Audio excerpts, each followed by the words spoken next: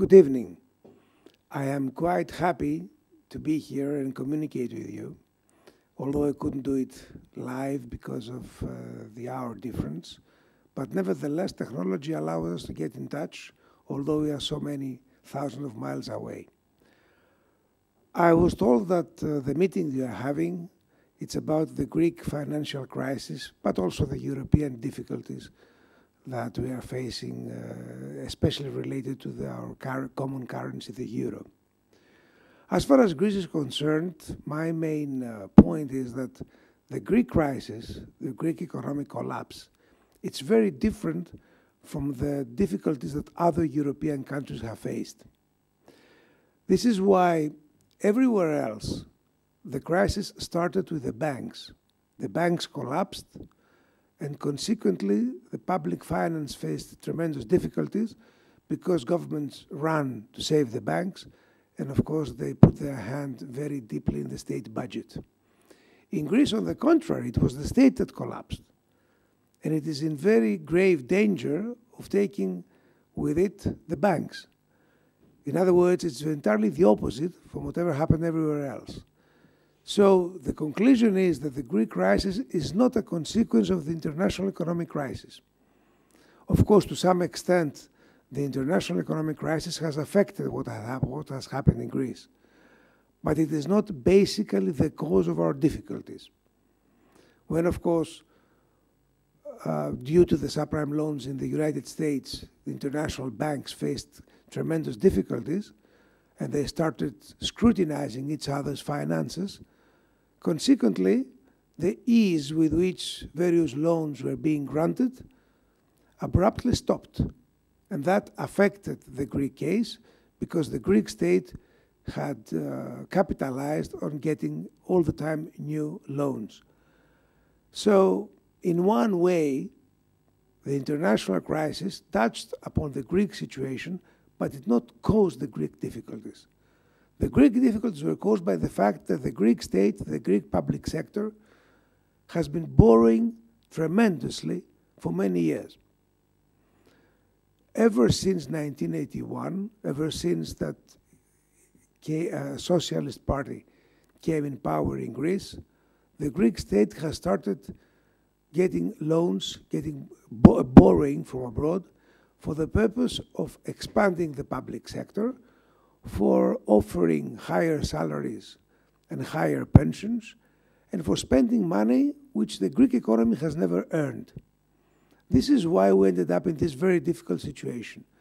I remember that ever since 1986 we have been warning that the day will come that the Greek state won't be able to pay its dues.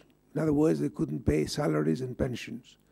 At that time, those of us who were just warning about what may happen in the future were being considered very extreme neoliberals, pro-marketeers, etc. But unfortunately, and I say unfortunately, I'm not thinking that this was a success, but unfortunately our worries have been justified. Now, what is the situation now? Now it appears that the public sector is overextended, it has tremendous expenses, it cannot sustain its own survival, and it still relies on foreign loans to face day-to-day situations.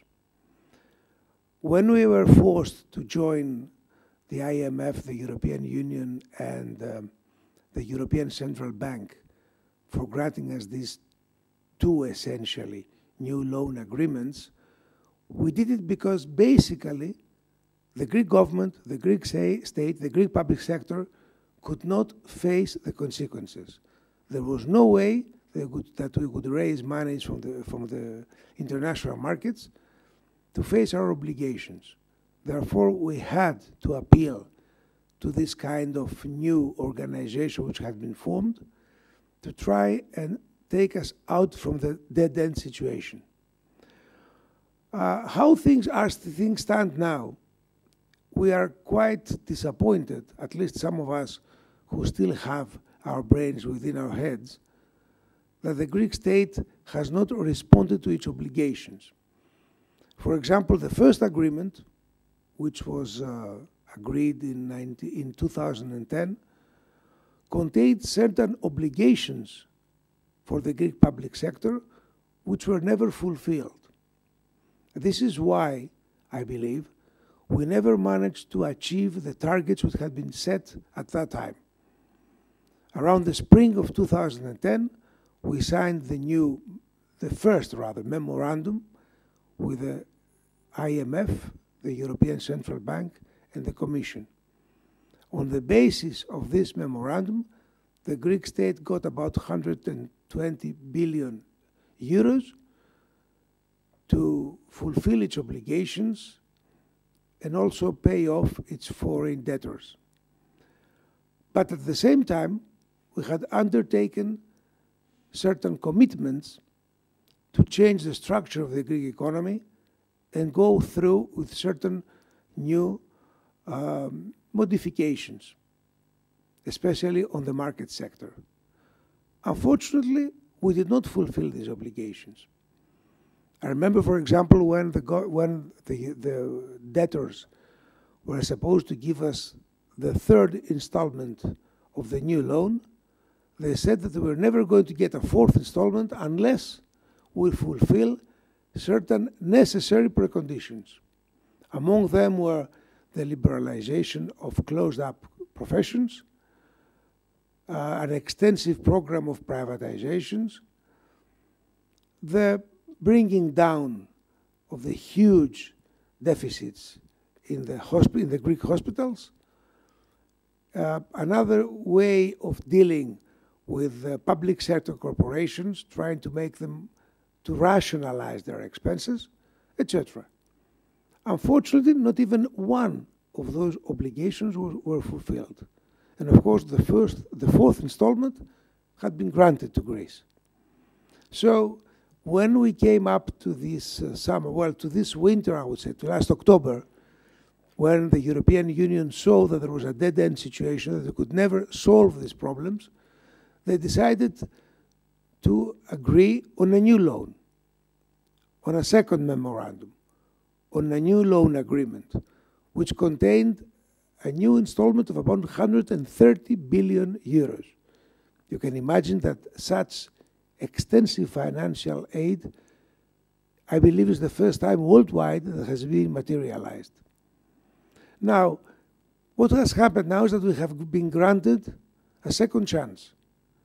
If we fulfill the preconditions under which this second memorandum, this second debt agreement has been agreed, then we may be able to get over the difficulties that we are currently facing, maybe have a surplus on a yearly basis, and henceforth being able to deal with our day-to-day difficulties and gradually approach the road to growth and development.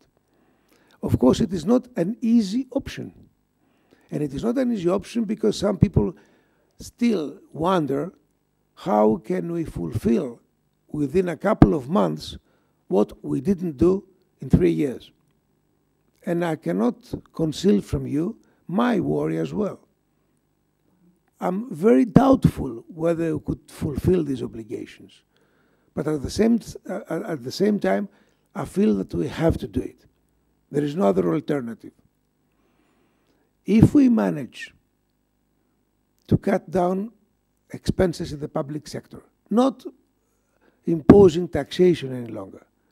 This tax spree in Greece has been incredible, has been without any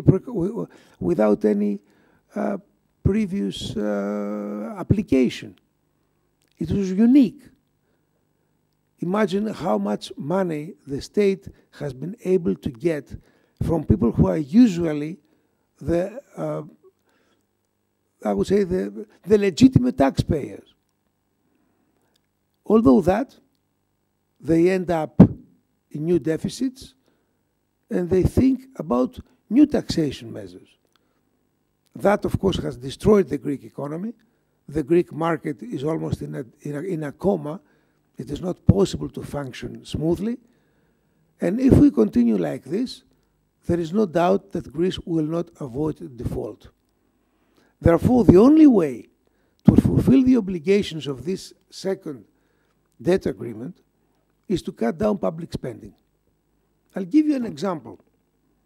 During the years of 2004 and 2010, there have been about 614 new public entities founded in Greece. When I say public entities, I mean organizations, I mean public corporations, I mean councils, I mean institutes, etc. Now, if we had abolished these 614 new entities, we had earned money which might have limited our deficit without having to resort to cutting down paying, to cutting down pensions, and at the same time sending the market to a final state of despair. However, we didn't do that. And we didn't do that because the main political parties in Greece, including the parties of the left, feel that they are the protectors of the employees of the public sector. The employees of the public sector face a special situation in Greece. They are being overprotected. While, on the other hand, those employed in the private sector have been thrown away. We had about 900,000 people losing their jobs in the private sector in the last 2.5 years. Everybody understands what is the impact of that to our social cohesion as well as to the smoothly functioning of the Greek market. Therefore, I believe that now it is inevitable that we will have to cut down public spending. We must abolish public entities, be they corporations, institutes, councils, think tanks, God knows what else, but at the same time we have to cut down on the main aspect of the state. We have to cut down the parts of the public service, especially judging which of those are not absolutely necessary for the new drive ahead that the Greek economy has to face. If we don't do that, then there is no solution. There is no way out. A situation of unstructured default is inevitable. The other, of course, measure we have to take is to cut down on bureaucracy. The Greek bureaucracy is a nightmarish situation.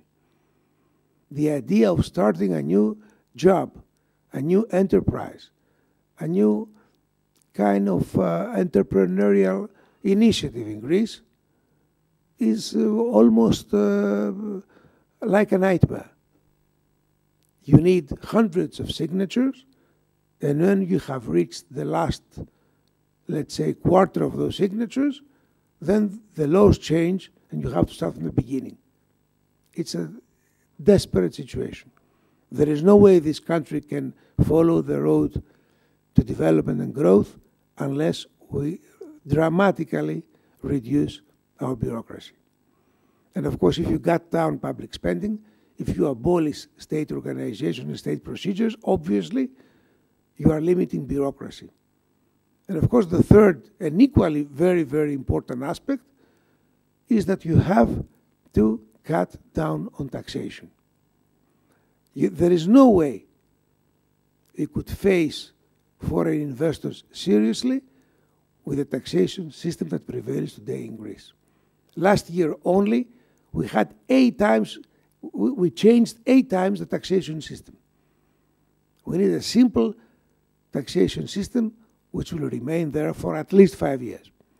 So in my view, to conclude this short presentation, I believe that cutting down public spending, limiting the state, reducing bureaucracy, simplifying and making it more or less permanent and much less biting the tax system.